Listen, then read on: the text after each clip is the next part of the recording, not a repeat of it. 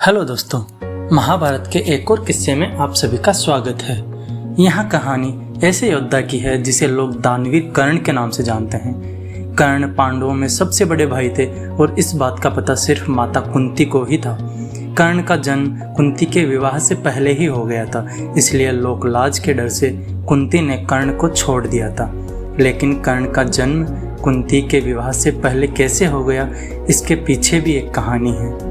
बात उस समय की है जब कुंती का विवाह नहीं हुआ था और वह सिर्फ राजकुमारी थी। उसी दौरान ऋषि दुर्वासा पूरे 1 वर्ष के लिए राजकुमारी कुंती के पिता के महल में अतिथि के रूप में ठहरे। कुंती ने 1 वर्ष तक उनकी खूब सेवा की। राजकुमारी की सेवा से ऋषि दुर्वासा प्रसन्न हो गए और उन्होंने कुंती को वरदान दिया कि वो किसी भी देवता को बुलाकर उनसे संतान की प्राप्ति कर सकती है। एक दिन कुंती के मन में आया कि क्यों न वरदान की परीक्षा की जाए। ऐसा सोचकर उन्होंने सूर्य देव की प्रार्थना करके उन्हें बुला लिया।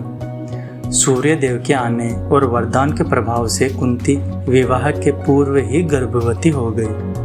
कुछ समय बाद उन्होंने एक पुत्र को जन्म दिया जो सूर्य देव के समान ही प्रभावशाली था। साथ ही जन्म के समय से ही उसके के शरीर पर कवच और कुंडल थे। कुंवारी अवस्था में पुत्र की प्राप्ति के कारण लोकलाज के डर से कुंती ने उसे एक डिब्बे में बंद करके नदी में बहा दिया। बक्सा एक सारथी और उसकी पत्नी को मिला जिसकी कोई संतान नहीं थी।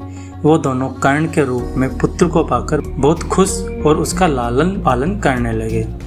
यहीं सूर्य पुत्र आगे चलकर दानवीर कर्ण कहलाए और कई वर्षों बाद कुरुक्षेत्र के युद्ध में 500 पांडवों के सामने यह एक शक्तिशाली योद्धा के रूप में खड़े रहे। धन्यवाद।